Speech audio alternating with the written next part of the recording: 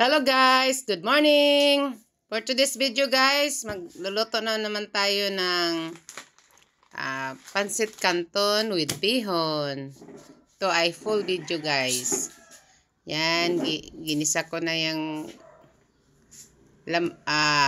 bawang at sibuyas, tapos nilagay ko na ang karni. At ngayon, tingnan mo guys, nilagyan ko ng tubig para palambutin yung yung sahog na karni. Yan. Lagyan ko ulit ng tubig para tamang-tama guys sa pag mapakulo siya ng maayos. Lumambot yung karni. Yun, kumukulo na siya guys. Kumukulo na siya guys. Mamaya ilagay ko yung guys, yung ayan, nalagay ko na ang pancit bihon guys. Inuna ko siya lagay guys para mas matigas siya i-compare sa sa pancit canton. Okay. Lagay ko ng cabbage. Dito na lang ako sa cabbage bawi kasi walang iba ng gulay. Importante may sahog na karni para lalasa din ang pansit. Yan. Okay.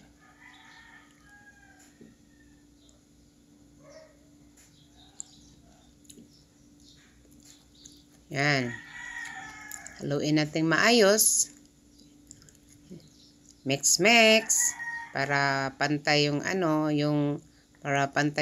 niya, pancit canton at saka bihon, tapos yung repolyo.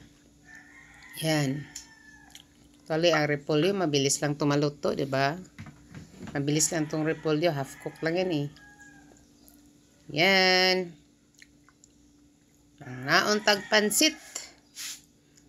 Kayo guys, anong niluto nyo guys? Anong ulam ninyo?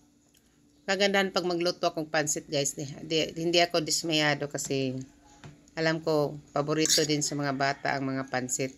Sa mga pansit katulad ng mga spaghetti, hindi nila i-ignore yan kasi paborito nila. Kaya di sayang ang effort ko guys na magluto kasi kakainin talaga sa buong pamilya. Yan, ayun, usok-usok na oh. Luto na yan. Ready to serve na yan. Yan. Sobrang dami na pag malagay lahat, no? Mahalo lahat. Yan. Salamat sa panonood nyo guys, ha? Alam nyo guys, happy ko guys. Pag makita ko na may nag-watch pala sa video ko. Kahit simpleng video ko, meron pang nag-appreciate. Thank you, thank you. Thank you sa inyo.